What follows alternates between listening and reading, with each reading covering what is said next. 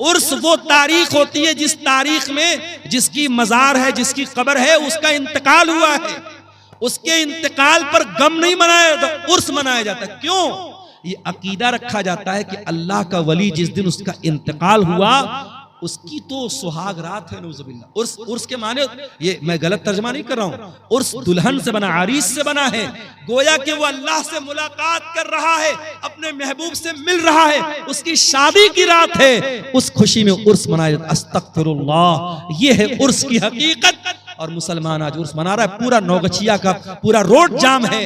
मेरे प्यारे साथियों, ये बिदअतें हमारा जीना हराम करती है। आज आप देख लो, इस्लाम के ऊपर अमल करने में कोई ट्रैफिक जाम नहीं होता, इस्लाम पर अमल करने में किसी के लिए कोई मसला खड़ा नहीं होता। मसला तब खड़ा होता है जब हम बिदात और खुराफात में मुब्तला होते हैं। और अल्लामा इकबाल ने सही कहा था, ये उम्मत रिवायात में खो गई, हकीकत खुराफात में खो गई। मेरे भाइयों, बिदात से बचो। और आखिरी बात बयान करके बात खत्म कर रहा हूं, ये बिदात जो होती है ये आखिरत में भी बहुत घाटे का सौदा बनेगी, आखिरत में भी बहुत नुकसान पहुंचाएगी। अल्लाह के नबी जब कयामत के दिन अपने उम्मतियों को कौसर का जाम पिलाएंगे तो कुछ ऐसे लोग आएंगे जिनके हाथ और पैर चमक रहे होंगे वजू की वजह से, वजू की वजह से उनके हाथ पैर चमक रहे होंगे। अल्लाह के नबी उनको कौसर का जाम पिलाना चाहेंगे। फरिश्ते कहेंगे, अल्लाह के नबी आप इनको नहीं पिला सकते।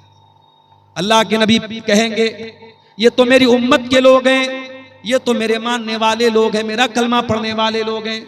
आप फरमाएंगे, क्यों इनको मुझे तुम कौसर का पानी नहीं पिलाने दे रहे हो? फरिश्तों, क्या बात है? फरिश्ते क्या जवाब देंगे? इन्नका ला तदरी मा अहदसु बादक, ऐ अल्लाह के रसूल आप नहीं जानते, ये बिदअती लोग हैं, इन्होंने आपके बाद आपके दीन में बहुत सारे नए नए काम निकाले हैं। जब नबी को पता चलेगा ये बिदअती लोग हैं, बुखारी और मुस्लिम के अल्फाज हैं, अल्लाह के रसूल फरमाएंगे, सुहकन सुहकन लिमन गय्यर बादी, जिन लोगों ने मेरे दीन को बदल डाला उनके लिए बर्बादी हो। तो बिदअती को कयामत के दिन अल्लाह के नबी भी धक्का देके भगा देंगे, उसको न कौसर का जाम मिलेगा न अल्लाह की नजात मिलेगी। अल्लाह हम सबको बिदअत और खुराफात से बचाए। ये दो सवालात आए हैं, इनका जवाब देके मैं इजाजत चाहूंगा। सोने की सही तरीका क्या है, यानी किस तरफ सर करके सोना चाहिए? अगर पश्चिम की तरफ पैर करके सोए तो क्या हो, कोई हरज की बात नहीं। पश्चिम की तरफ पैर करके सोने में कोई हरज की बात नहीं, कोई ऐसी दलील नहीं है कि पश्चिम की तरफ पैर करने से ये किबला की तौहीन होती है। पश्चिम की तरफ सिर्फ आपको पेशाब करने से मना किया गया है, पश्चिम की तरफ आपको पाखाना करने से मना किया गया है। पश्चिम की तरफ आप जब पेशाब पाखाना करें तो ना तो अपना चेहरा करें ना पीठ करें। इसी तरीके से पश्चिम की तरफ थूकने से मना किया गया है, लेकिन पश्चिम की तरफ पैर करके सोने में कोई हरज की बात नहीं है। बल्कि अगर कोई मजबूर आदमी है जो बैठ करके नमाज नहीं पढ़ सकता है, जब वो लेट करके नमाज पढ़ेगा तो उसका पैर किधर होगा? पश्चिम की तरफ ही होगा। लिहाजा अच्छा, सोने का सही तरीका क्या है? बहुत आसान है। आप दाहिनी करवट लेट जाएं और अपने गाल के नीचे अपना हाथ रख लें और जो दुआएं अल्लाह के नबी ने सिखाई है वो दुआएं पढ़ के सोएं, वजू करके सोएं, तो ये ज्यादा बेहतर है। ये तरीका जो सोने का बताया गया है।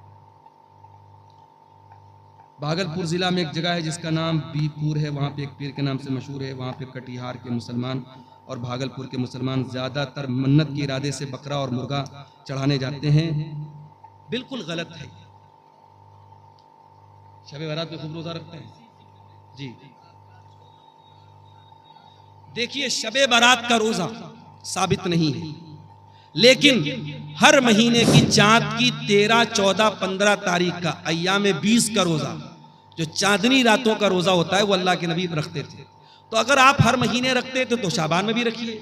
अगर शाबान में आप रखना चाहते हैं 13, 14, 15 का आप रोजा रख सकते हैं, लेकिन खास 15 शाबान का शबे बारात का रोजा बिल्कुल गलत है, उसका कोई सबूत नहीं। इसी तरीके से भी ये जो भाई ने बताया पीरपुर में जाके मुर्गा और बकरा चढ़ा रहा है, बिल्कुल गलत है, हराम है। वमा उहिल्ल बिही लिगैरिल्लाह, अल्लाह के सिवा किसी और के नाम से अगर जानवर ज़बा हो रहा है, शिर्क है। ना तो उस जानवर का गोश्त खाना जायज़ है, और ऐसा करना अल्लाह के साथ शिर्क करना है। जिस तरीके से नमाज इबादत है, रोज़ा इबादत है, उसी तरीके से जानवर ज़बा करना भी इबादत है। जानवर आप सिर्फ अल्लाह के नाम से ही ज़बा कर सकते हैं। इसीलिए जो मैकडॉनल्ड में जाके चिकन खाते हो, पता लगा लो कि वो ज़बा वाला जानवर है कि नहीं है। अगर मैकडॉनल्ड में झटका वाला है या मशीन के जरिए काटा गया जानवर है, अल्लाह का नाम नहीं लिया गया है, तो वो चिकन और मटन आपके लिए खाना जायज नहीं। जहां भी होटल में खाना खाओ तहकीक कर लो, अगर इत्मीनान नहीं है तो वेज खा लो, नॉन वेज मत खाओ। कोई ऐसा गोश्त मत खाओ जिसके बारे में डाउट है कि उस पर अल्लाह का नाम लिया गया है या नहीं लिया गया है। यही बातें हैं जिन पर मैं आपसे इजाजत चाहता हूँ। अल्लाह से दुआ है रब्बुल आलमीन हम सबको कहने सुनने से ज्यादा अमल की तौफीक अता फरमाए। आमीन व आखिर दावाना अल्हम्दुलिल्लाहि रब्बिल आलमीन वस्सलामु अलैकुम व रहमतुल्लाह। और एक छोटा सा सवाल है कमेटी की तरफ से, कबीराज से इलाज कराना कैसा है? हमारी बिरादरी की औरतों का बहुत ज़्यादा भरोसा रहता है। कौन है कबीराज? कोई भी है, ओझा।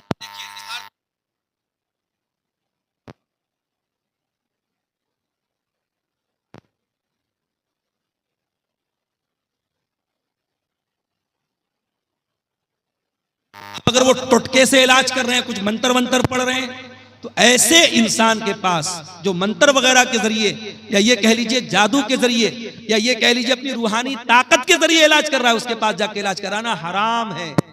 ऐसे बहुत सारे ओझा और बाबा होते हैं, वो मरीज को ऐसे हाथ लगा देते हैं, मरीज ठीक हो जाता है। ये सब शैतानी ताकतें हैं, कभी खबरदार इनके पास नहीं जाना।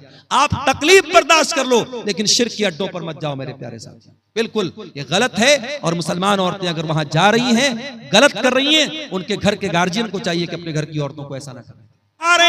जलील हो रहे, खार हो रहे, माफ करना। हम इन्हीं दोनों उसूलों से हटे हैं, या तो इबादत में अल्लाह के अलावा किसी को शरीक किया है या इताअत में रसूल के साथ किसी को शरीक किया है। आज आप देख लें, मुसलमान हिंदुस्तान में पहचाना जाता है अजमेर शरीफ से।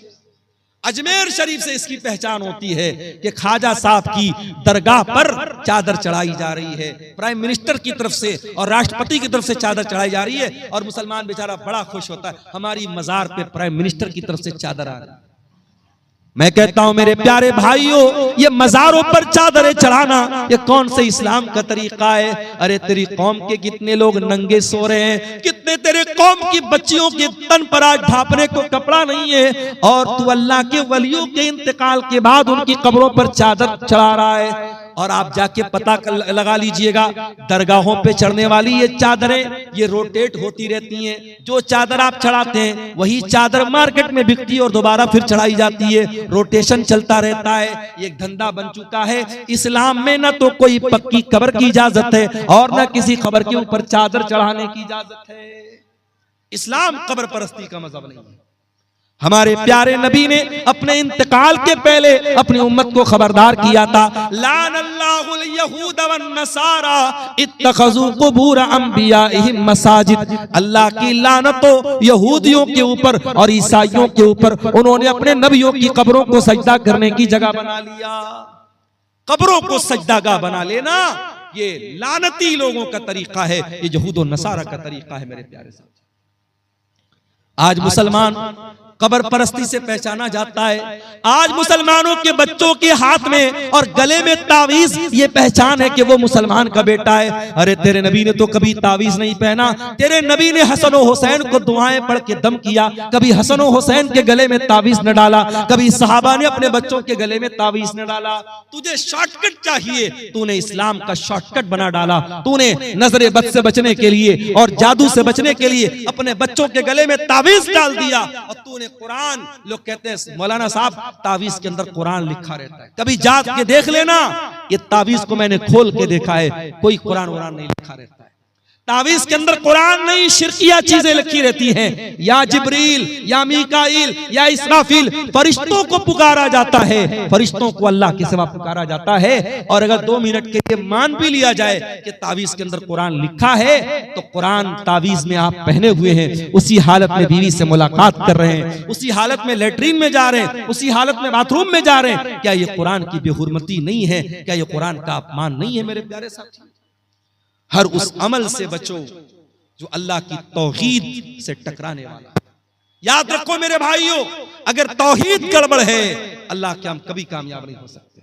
इसलिए कि अल्लाह कुरान में कहता है इन्नहु मन युशरिक बिल्लाहि फक़द हर्रमल्लाहु अलैहिल जन्ना, जो अल्लाह के साथ शिर्क करेगा उसके ऊपर अल्लाह ने जन्नत को हराम कर दिया है। व मअवाहुन नार, और ऐसे इंसान का ठिकाना जहन्नम है। व मा लिज़्ज़ालिमीन मिन अंसार, और शिर्क करने वालों का कोई मददगार नहीं होगा, मुशरिक का कोई मददगार नहीं होगा।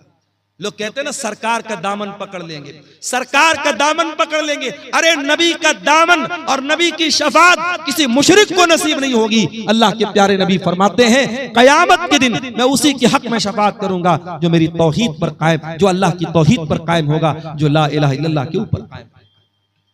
इसीलिए तौहीद की हिफाजत करो मेरे प्यारे साथियों, मरते दम तक कभी शिर्क न करना। ला तुशरिक बिल्लाह, अल्लाह के नबी ने मुआज इब्न जबल को वसीयत की थी, ऐ मुआज इब्न जबल अल्लाह के साथ किसी को शरीक मत करना। व इन कुतिलता औ हुर्रिकता, तुम्हें कत्ल कर दिया जाए, तुम्हें जला दिया जाए, जल जाना, कत्ल हो जाना, मगर अल्लाह की जात के साथ किसी को शरीक न करना, शिर्क मत करना। मेरे प्यारे साथियों, अपनी पेशानी को अल्लाह के सिवा किसी और के दर पे मत झुकाना। और याद रखो, अगर ये शिर्क हो गया और बगैर तौबा किए इंसान दुनिया से चला गया तो अल्लाह क्या उसकी माफी नहीं हुई। इन्नल्लाह ला यगफिरु अन युशरक बिही व यगफिरु मा दून ज़ालिका लिमन यशा, जो दुनिया से शिर्क करके चला गया और शिर्क की हालत में मर गया, अल्लाह फरमाता है उस मुशरिक की हम मगफरत नहीं करेंगे, मुशरिक की अल्लाह ताला के माफी नहीं। अच्छा, मैं एक मिसाल से बात करता हूं। मकान आपका है, घर आपका है, कोई दूसरा आकर के आपके मकान पे कब्जा कर ले और आपके मकान को अपना मकान कहे, क्या आप गवारा करेंगे? आपकी बीवी निकाह आप करके लाए और आपके बजाय किसी और को शौहर माने, क्या आप गवारा करेंगे?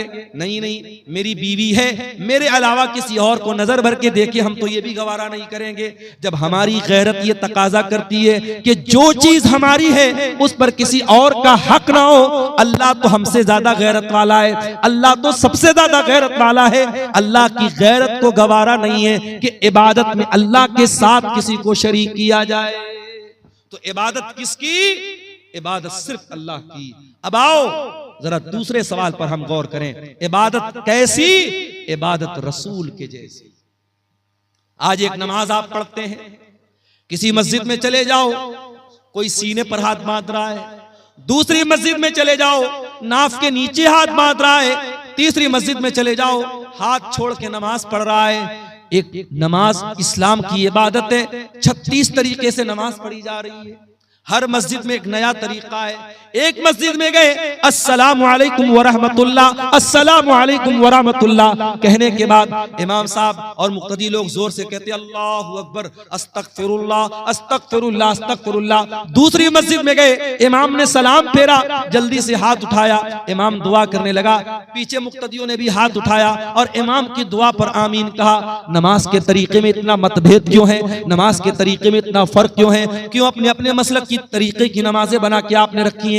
आओ मेरे प्यारे साथियों, आज इस स्टेज से, मदरसा इस्लाहिया के इस स्टेज से आपको इत्तिहाद की दावत देता हूं, आपको एकता की दावत देता हूं। आओ नमाज का वो तरीका चलेगा जो जनाब मोहम्मद रसूलुल्लाह सल्लल्लाहु अलैहि वसल्लम ने बयान किया। और आपने फरमाया सल्लू कमा रायतुमूनी उसल्ली, ऐ मेरी उम्मत के लोगों उस तरीके पर नमाज पढ़ते रहो जिस तरीके पर तुमने नमाज मुझको पढ़ते हुए देखा है। नबी का ये कहना कि मेरे तरीके पर नमाज पढ़ते रहो, नबी का ये कहना इस बात की दलील है कि कयामत तक वो तरीका महफूज रहेगा। और आज भी हदीस की किताबें बताती हैं कि अल्लाह के नबी जब तशहुद में बैठते थे तो कहां पर उंगली हिलाते थे, कहां पर उंगली को हरकत देते थे। जब आप रुकू में जाते थे तो घुटनों को कैसे पकड़ा करते थे, जब आप सज्जे में जाया करते थे तो आपकी नाक जमीन पर होती थी कि नहीं थी, आपकी पेशानी जमीन पर होती थी या नहीं थी। एक एक तरीका आपका नमाज का हदीस की किताबों में मिलेगा। तो इबादत कैसी? इबादत रसूल के जैसी। ये इतना नाजुक मामला है कि आप इसमें कोई फेर बदल नहीं कर सकते। चलिए एक मिसाल आपको देता हूं, बहुत प्यारी मिसाल है, इसको जरा गौर से सुनिए। हदीस कहां पर है? बुखारी में भी है, मुस्लिम में भी है। रावी कौन है? बरा इब्न आज़िब कहते हैं अल्लाह के प्यारे नबी ने मुझसे फरमाया इज़ा तैत मज़जाका ऐ बरा जब तुम बिस्तर पे सोने जाओ तो पहले तुम वजू कर लिया करो। हमारे पास कुछ औरतों का फोन आया, मौलाना साहब बड़े डरावने सपने आते हैं,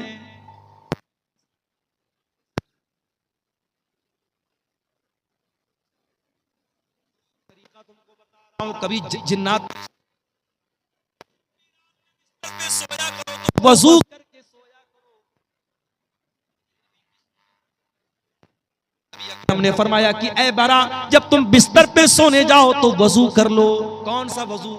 जो नमाज के लिए करते हो, जो जनरल वजू है, जो आम तरीका है वजू करने का। और उसके बाद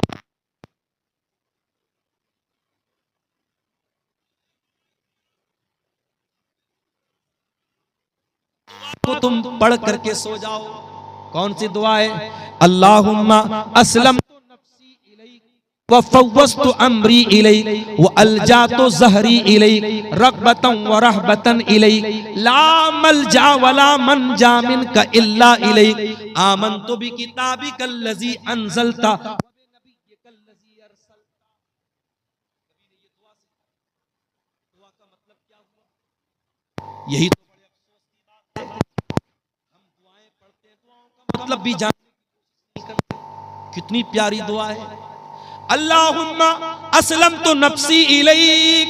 आय अल्लाह, मैं बिस्तर पे सोने जा रहा हूं, नहीं मालूम सुबह जिंदा उठूंगा कि नहीं उठूंगा। आय अल्लाह, मैं अपने आप को तेरे हवाले करके जा रहा हूं। व फव्वज़तु अम्री इलैक, और अल्लाह मेरी तिजोरी में कितना पैसा है, मेरे बच्चों का